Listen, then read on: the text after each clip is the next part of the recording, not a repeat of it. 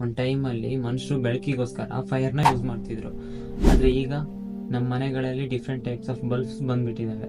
Bulb, ಗುಂಡ್ bulb, LED, CFL bulb, different types of bulbs ಇದ್ದಾವೆ.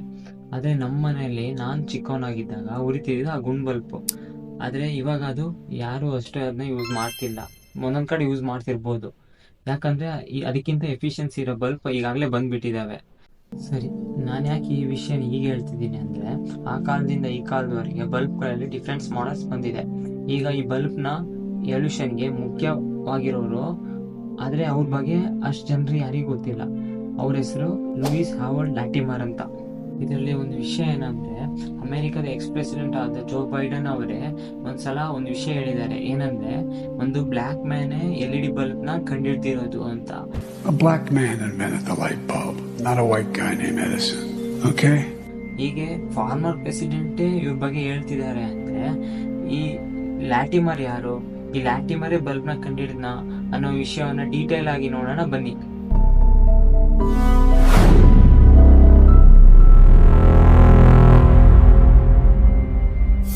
ನಾವೆಲ್ಲ ಸಣ್ಣ ವಯಸ್ಸಲ್ಲಿ ಬಲ್ಬ್ನ ಕಂಡಿಡ್ದಿದ್ದು ಥಾಮಸ್ ಆಲ್ವಾ ಎಡಿಸನ್ ಅಂತ ಓದಿರ್ತೀವಿ. ಆದ್ರೆ ಇವರೇ ಕಂಪ್ಲೀಟ್ ಆಗಿ ಕಂಡಿಡ್ದಿದ್ದ ಅಂತ ಹೇಳಕ್ ಬರಲ್ಲ, ಯಾಕಂದ್ರೆ ಇವರು ಕೂಡ ಕಂಡಿಡ್ದಿರೋ ಬಲ್ಬ್ನೇ ಇಂಪ್ರೂವ್ ಮಾಡ್ಕೊಂಡೇ ಬರ್ತಾ ಇದ್ರು ಅಷ್ಟೇ. ನಿಜವಾಗ್ಲೂ ಹೇಳ್ಬೇಕಂದ್ರೆ, ಫಸ್ಟ್ ಎಲೆಕ್ಟ್ರಿಕ್ ಬಲ್ಬ್ನ 1802 ಕಂಡಿಡ್ದಿರ್ತಾರೆ. ಅವಾಗ ಹಂಬ್ರಿ ಡೇವಿ ಅನ್ನೋ ಇನ್ವೆಂಟರ್ನು ಪ್ಲಾಟಿನಮ್ ಫಿಲಮೆಂಟ್ನ ಯೂಸ್ ಮಾಡಿಕೊಂಡು ಫಸ್ಟು ಎಲೆಕ್ಟ್ರಿಕ್ ಆರ್ಕ್ ಲ್ಯಾಂಪ್ನ ಕಂಡಿಡ್ತಾರೆ. ಅವಾಗ ಆ ಟೈಮಲ್ಲಿ ಅದಷ್ಟು ಬೆಳಕು ಯಾರಿಗೂ ಕೊಡಲಿಲ್ಲ, ಅಂದರೆ ಆ ಟೈಮಲ್ಲಿ ಅಷ್ಟು ಉರಿಲಿಲ್ಲ ಅದು. ಸೊ 7 ವರ್ಷ ನಂತರ ಇವರೇ 2 ಕಾರ್ಬೋ ಎಲೆಕ್ಟ್ರೋಡ್ಸ್ನ ತಗೊಂಡು ಅದಕ್ಕೆ ಎಲೆಕ್ಟ್ರಿಕಲ್ ಪವರ್ ಸಪ್ಲೈನ ಕೊಡ್ತಾರೆ. ಈ 2 ಕಾರ್ಬೋ ಎಲೆಕ್ಟ್ರೋಡ್ ಸೇರಿ ಇರುವಾಗ ಇದರಲ್ಲಿ ಕರೆಂಟ್ ಪಾಸ್ ಆಗುತ್ತಲ್ವಾ, ಆ ಟೈಮಲ್ಲಿ ಅದನ್ನ ಸ್ವಲ್ಪನೇ ದೂರ ಮಾಡ್ತಾರೆ. ಅವಾಗ ಅದರ ಮಧ್ಯದಲ್ಲಿ ಒಂದು ಆರ್ಕ್ ಕ್ರಿಯೇಟ್ ಆಗುತ್ತೆ. ಇದನ್ನ 2 ಪೆನ್ಸಿಲ್ನ ಯೂಸ್ ಮಾಡಿಕೊಂಡು ಕೂಡ ಮಾಡಿರ್ತಾರೆ. ಈ ಬೆಳಕು ತುಂಬಾ ಬ್ರೈಟ್ ಆಗಿ ಉರಿತು, ಆದ್ರೆ ಏನೋ ಸುಮಾರು ಉರಿಲಿಲ್ಲ.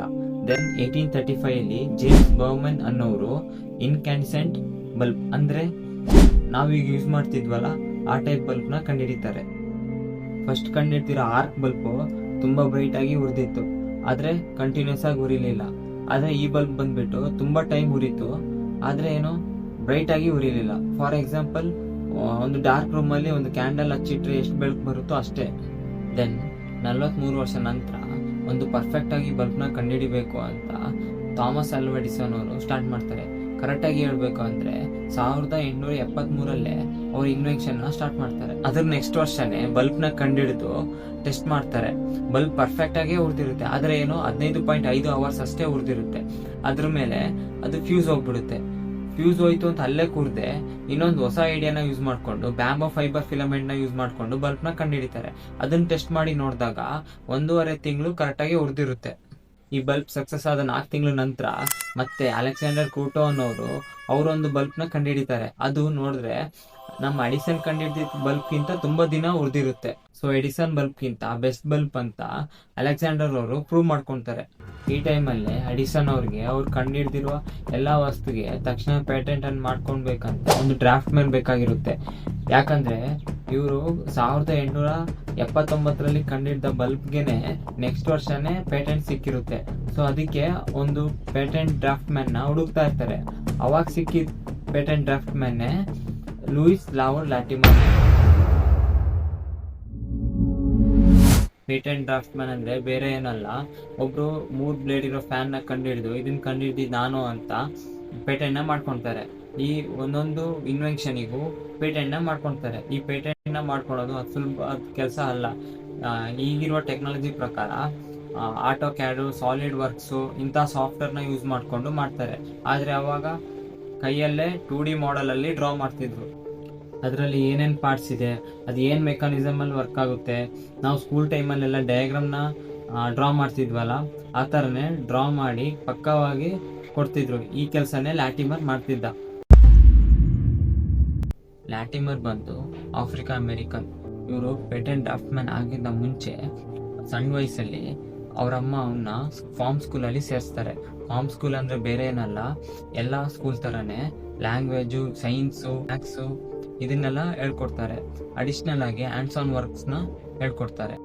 ಆದರೂ ಆ ಫಾರ್ಮ್ ಸ್ಕೂಲಲ್ಲಿ ಓದೋಕ್ಕಷ್ಟು ಅವ್ರ ಅಮ್ಮನ ಹತ್ರ ಬೇಕಾಗಷ್ಟು ದುಡ್ಡಿರಲಿಲ್ಲ.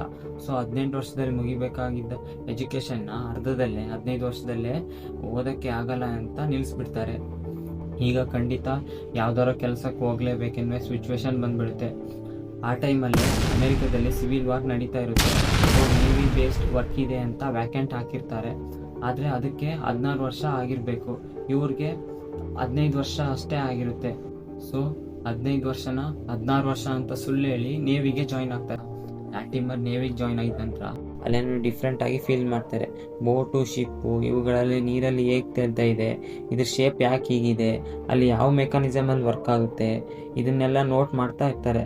ಅಲ್ಲಿ ಏನೇನು ಡಿಫ್ರೆಂಟ್ ಆಗಿ ಇರುತ್ತೋ ಅದನ್ನೆಲ್ಲ ಡ್ರಾಯಿಂಗ್ ಮಾಡಿ ಇಡ್ತಿರ್ತಾರೆ. ಸ್ವಲ್ಪ ದಿನ ಹೋಗ್ತಾ ಹೋಗ್ತಾ ಇದನ್ನೆಲ್ಲ ಹೇಗೆ ಕಂಡುಹಿಡಿತಾರೆ ಅಂತ ಥಿಂಕ್ ಮಾಡ್ತಾ ಇರ್ತಾರೆ. ನನ್ನ ಲೈಫ್ ಚೇಂಜ್ ಆಗಬೇಕು ಅಂದರೆ ನಾನೇ ಚೇಂಜ್ ಆಗಬೇಕು ಅಂತ ನೇವಿ ಬೇಸ್ ವರ್ಕ್ನ ಬಿಟ್ಟು 1 ವರ್ಷದಲ್ಲೇ ಹೊರಗೆ ಬರ್ತಾರೆ.